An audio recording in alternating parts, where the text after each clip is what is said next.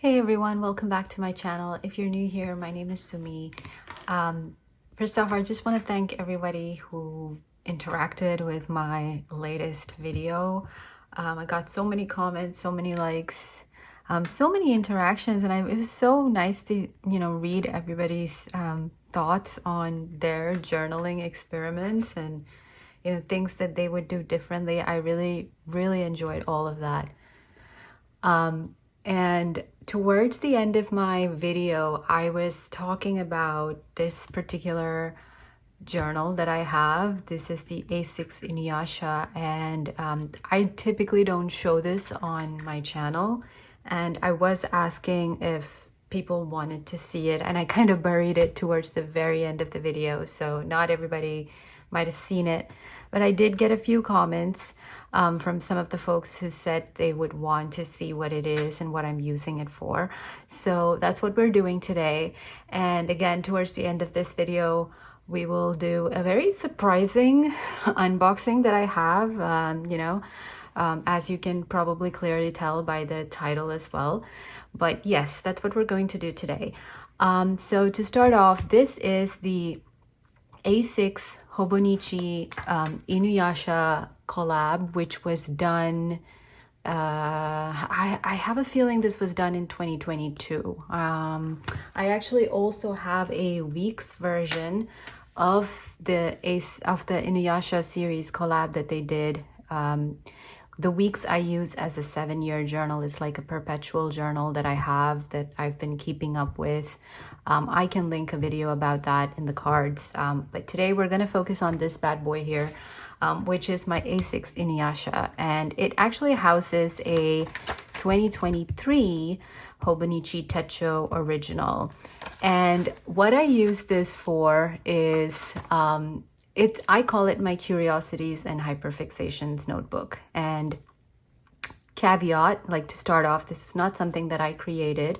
I got inspiration from a creator on Instagram called Jillian Journals. I feel like Jillian Journals also has a YouTube channel. I'm not very sure, but they have a curiosity notebook that they've created, which is basically writing about curiosities or questions that you may have about whatever that you're interested in.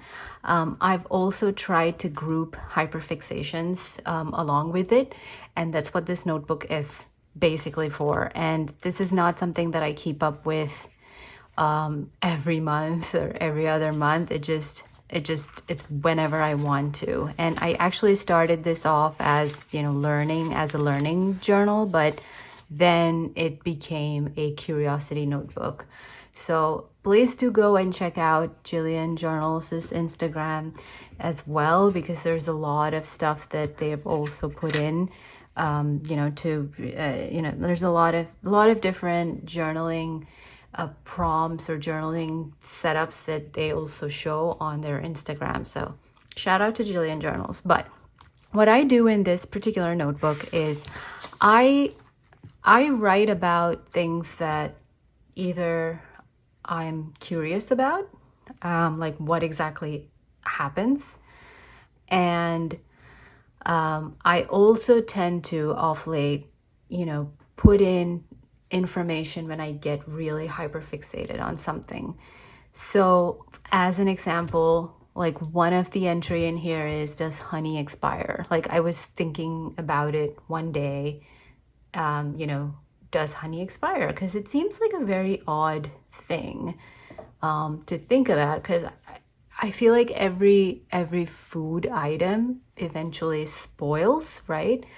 But I don't know how it came about. I think it was because I purchased honey and it didn't have an expiration date on it. I tend to check expiration date on food items that I purchase, so that I can just make sure that I'm not purchasing something that's about to expire. And honey, or the bottle of honey that I bought, it was like locally produced. It didn't have an expiration date. And I was kind of curious about that. And then, went down the rabbit hole of finding it out that no, it actually does not spoil, but it loses its, quality maybe. after 12 months. So while it's still consumable, it's probably still safe to use. It doesn't necessarily spoil, which is such an interesting thing if you think about it. So those are the kind of things that I write about in this book. And again, I don't write whenever I think about something. Like I write, if I have a question about something, I usually write it down in my daily like planner, and I just move it, into this book when I have the time. Another kind of funny thing like that happens, I live, in a very swampy area. Like my backyard has a lot of wild critters and animals. And this little hawk keeps showing up. And I was, trying to figure out what it was. And one of the entries, what is the bird that keeps showing up in my backyard? And I was Googling it. I was reverse Google, like image searching it on Google, and finally found out that it is the red-shouldered hawk. So I actually took a picture. This is a picture that I took on my phone when the hawk was around, and I did like a reverse image search. And apparently they are, very local to the area. It's a medium-sized hawk with a very distinct appearance, like barred reddish peachy underparts and strong banded tail. They're very well adapted to, what is this? I don't know, something, and have a great eyesight and soar effortlessly for extended periods of time searching for prey. Found near tall woods and water. And this is very, very, very accurate, because there is water behind my house and there's like tall, woody, swampy area as well. So I kind of write those kind of things in my notebook. And, I like, there are some times where I leave a space for something and then figure to write it out later. But that's essentially what this notebook is. I just write down if I'm ever curious about something, or if I want to document something that I read, and dive a little bit more deeper into that, I just write about it. And honestly, a lot of the time, the entries in this notebook is, stuff that I read when, like, stuff that I like kind of, resonates with me or just gets me interested when I'm reading a manga, like the history of sumo. So I never knew that, like, while sumo, I believe it's the national sport of Japan. I think so. Maybe I'm wrong. I need to check that. But, the prehistoric wall paintings indicate sumo originated from an agricultural ritual dance. And the first mention of sumo can be found in the Kojiki. And I kind of figured this out, like the reason why I was writing about this is because there is mention of sumo in the manga called Noragami, because it was the god. Okay, spoiler alert if you are somebody who has read Noragami, or who has not caught up to the manga, or if you plan to read Noragami, maybe skip a little bit. But there's I'll probably insert a timestamp of where you can skip ahead.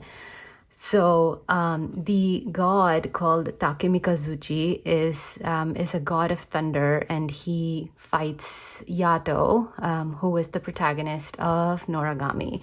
And in one of the, in one of the volumes of Noragami, or I feel like in all of the volumes of Noragami, towards the end of the manga, like the translators have written like translation notes on why they choose to translate something to English in a particular way as opposed to maybe a standard way. I love all of those translation notes so much that anything that really sparks my interest, I make a note of it and I try to put it in this book. So let me get my volume, my Noragami volume for a second.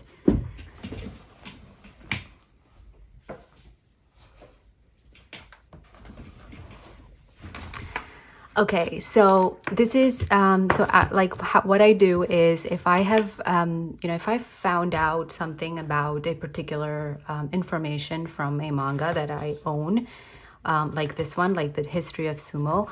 I just write which volume that I got that information from. So I just read volume 18, Noragami, and I have the volume with me. This is actually one of my fully collected mangas that I have. And towards like the very beginning, like this is Yato and this is Takemikazuchi, and they are basically, fighting. And, they've kind of come to a conclusion of their fight. And they're just talking about, how they will go about claiming who won and who didn't. So a lot of that, while it is very comedic and, all of the information here, towards the very end of the volume, you have translation notes from the translators of this particular manga. I feel like all of the Kodansha series has these translation notes a lot more. So if you see, there is this mention of sumo. And that's when I was like, what? So it's actually Takemikazuchi in prehistoric times, or according to the mythology, that he was the one who invented sumo, because one of the sons of Okuninushi had, wanted to have like they were like fighting over something. And I believe he was Takeminakata, was a god of water, agriculture, and a distant descendant of the storm god Susanoo.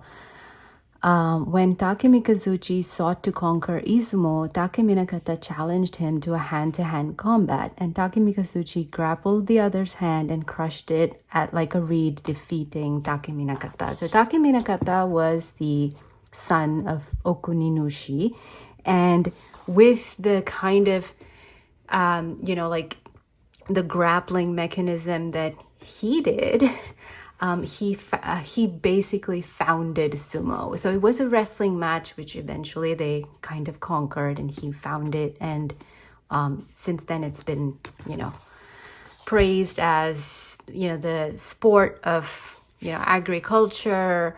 It's a wrestling sport, all of that. So anything related. So this is where I get most of my curiosities. And a lot of the times, my favorite things to do are actually read these translation notes. You will get a lot of information from, manga, especially if you are somebody who loves to also read manga and like to have a little bit more information about the things that you're reading. So anything that I'm really interested in, I just write it down. That's why most of my entries here are kind of related to, things that I've read. Like what is a kaimyo? It's literally a regulation name or a posthumous name that is given, or rather sold and displayed it after one's funeral. It was originally given to people who embraced Buddhism and agreed to follow the regulations. No killing, no stealing, no drinking, no lying, no adultery.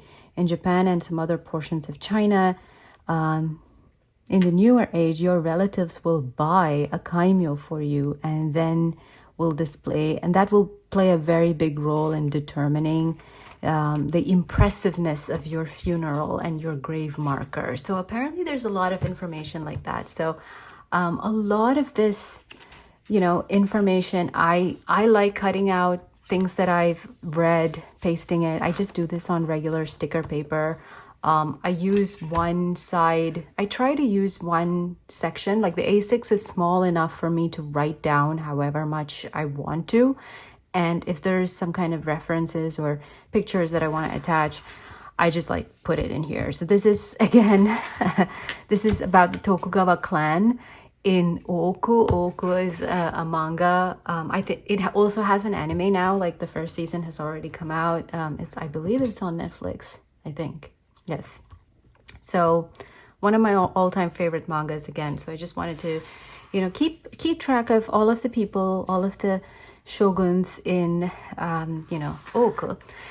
So this is what I really love doing. I don't do this every every month. This does not have a particular rhyme or reason or of how I go about doing it, but I like it when you know, if I ever find something that I really like, I usually make a note of it in a post-it or somewhere, put it in my regular planner, and just move it along whenever I get time.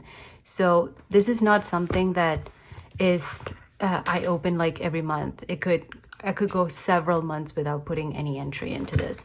And I really love the fact that, you know, a lot of the times some of my ideas or even inspirations that I take from others very much center around covers that I adore.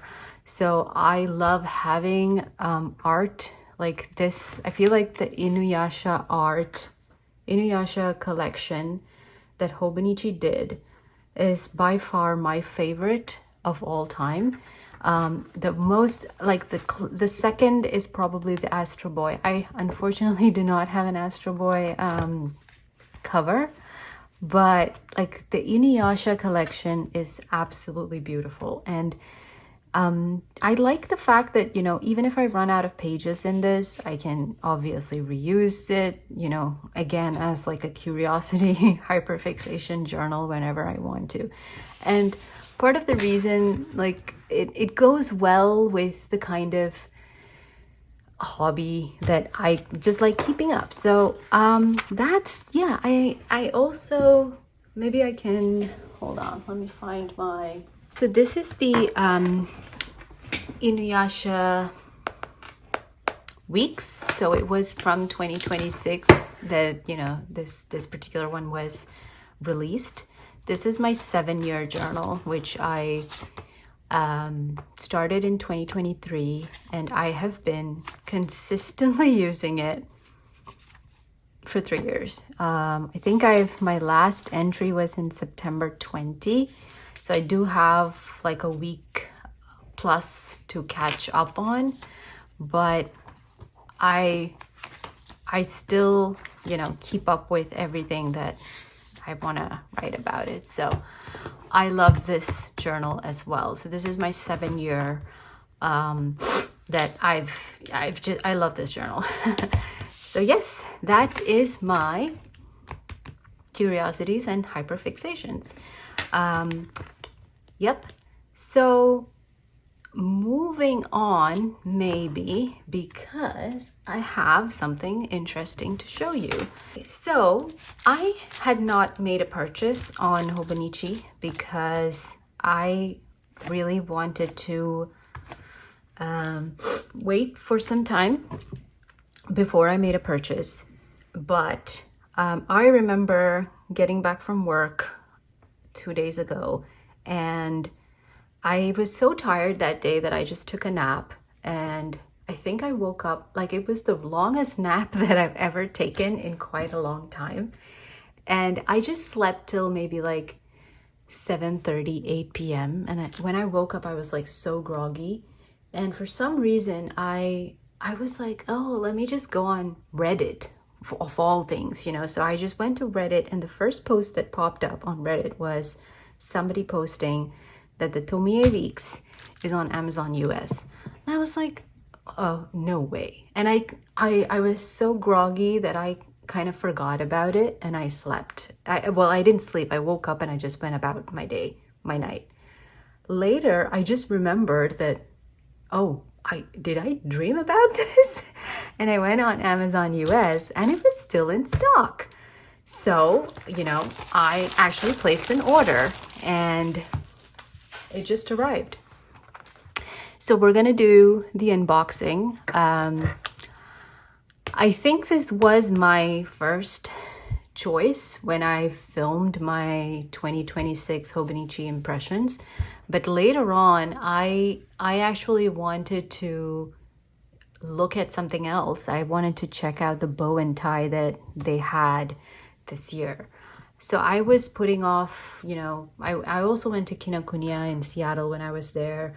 The Tomie was completely sold out. I also couldn't find the bow and tie weeks for some reason. Like I was specifically looking at the mega, and the mega was not there. So all of that to say that I didn't purchase I definitely will use a week's for next year. So the only reason I was hesitant on purchasing is because I'm not too fond of the English quotes.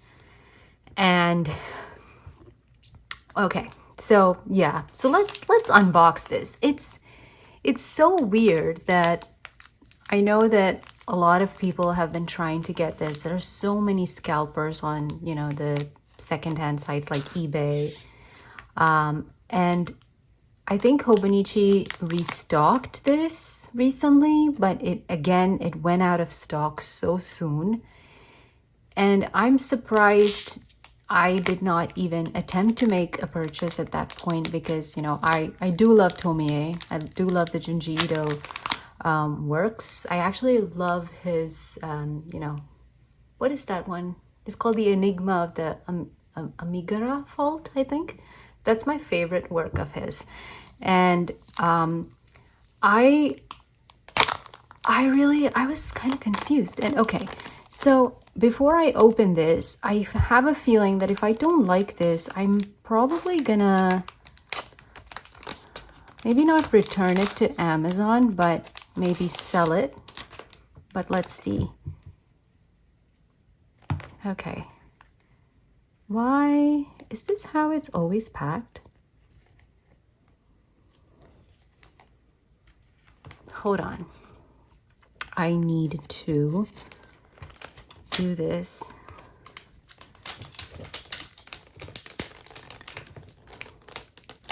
Oh gosh, this is a little difficult. Okay. Let's move all of this out of the way.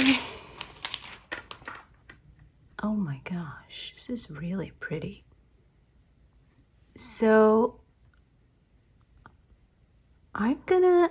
this is gonna be really hard for me to show. Do you see that?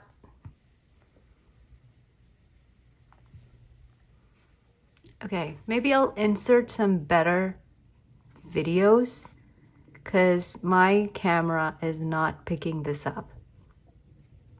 It is very beautiful. I can see the box which has her hair in it. So this is, you know, that scene in Tomie where I think it was a girl who started growing, had a piece of Tomie's hair and she put it in a box and the box just continued to spun more hair. Or was it her father who, it was one of that, but she gives the box to another girl or she gives the hair to another girl and it just continues to grow. And you can see the outlines of that, of the box, which like the wooden box, which holds her hair. And you see all of these sparkles around. They have these white lines, you know, just to show the way that it is moving. And like, it is stunning. It is stunning, mind you. It is so difficult to see it at this angle. Obviously, you have her, like the teardrop mark. And, you know, the very beautiful, I can almost see like a, what do you call it? In manga, like they, what is it called? Oh my gosh, it's like at the tip of my tongue. Screen tone, yeah. So like if you've read manga, you would know that, you know, they mangakas actually use like a screen tone sometimes. It's like a piece of paper that, or a piece of laminate that you can like attach and laminate and scratch your illustration with to give more depth. So add shadows, add whatever it is. So that is basically what I see here. Oh my gosh, it's beautiful. It is very beautiful. The only drawback, it kind of catches your fingerprint quite a bit. Not gonna lie, that is the only thing that I can think of. It is beautiful. It is very beautiful.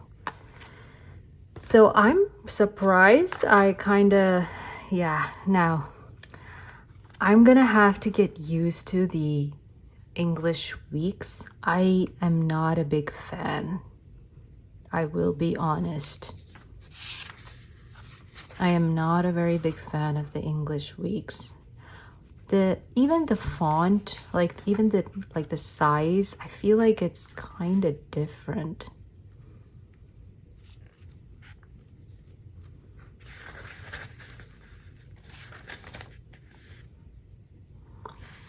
Yeah. Oh. Sorry, I'm actually not even speaking much because this is so beautiful. Everything looks stunning. Now, I really need to make a decision because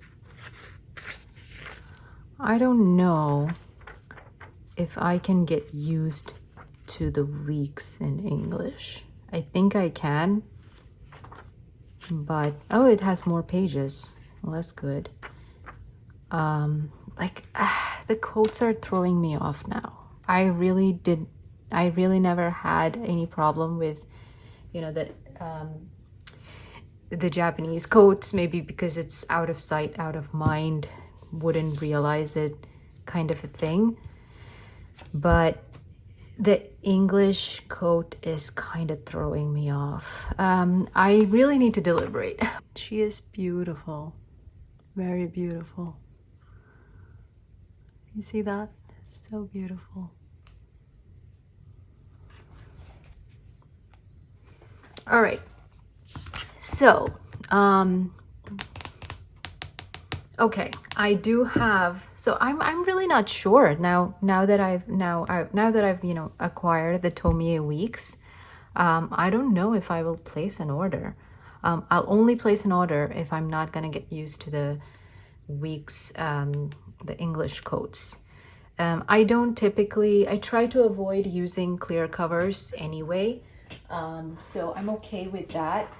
The only other thing, and maybe I can show this to you, is I have this ever since I did my last video. I actually have this Midori B6 band that I'm using to hold my weeks. So generally what I do is I have this weeks attached to my traveler's notebook, and I've just honestly just put this through this string, and when I'm going out, I just take this with me now. And this B6 string is digging into my notebook quite a bit, and I have a feeling it's because of this particular canvas cover, and it probably will not happen in something that's slightly thicker. I'm not very sure, but I'm hoping I can find, you know, the page keeper, Hobonichi's page keeper.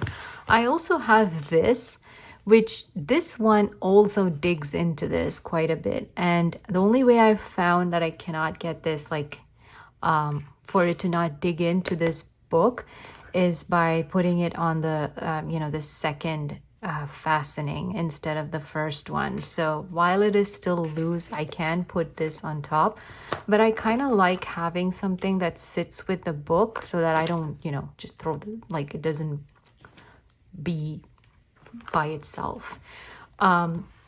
So I think that's the only other thing that I will purchase. I don't know if you get page like the page keeper here. I haven't seen them anywhere yet, but maybe it's on JetPens. I have to check.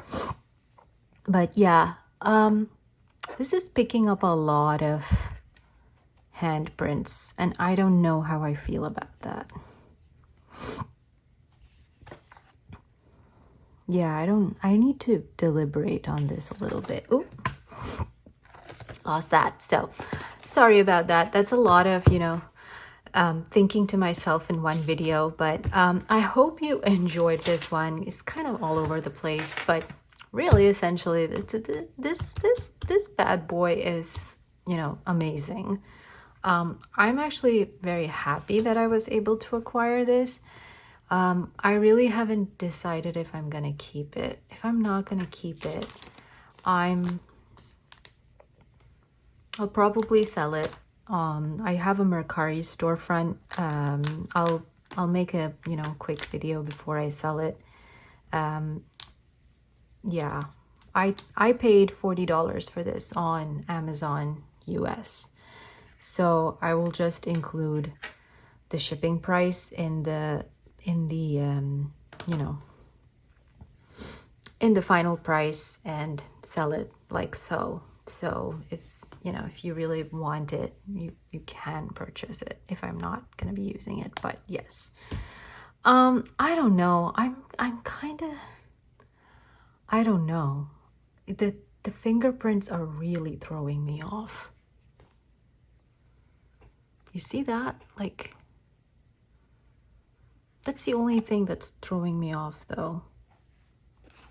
Am I gonna be really irritated with this for the entire year? That's a question. That's a question. Okay. All right. So sorry about that. We're all over the place in this video, but hopefully you can grant me some forgiveness for that. So thank you so much for watching. I hope you found something interesting in this video. Please like and subscribe if you haven't already, and I will see you in my next one. Bye.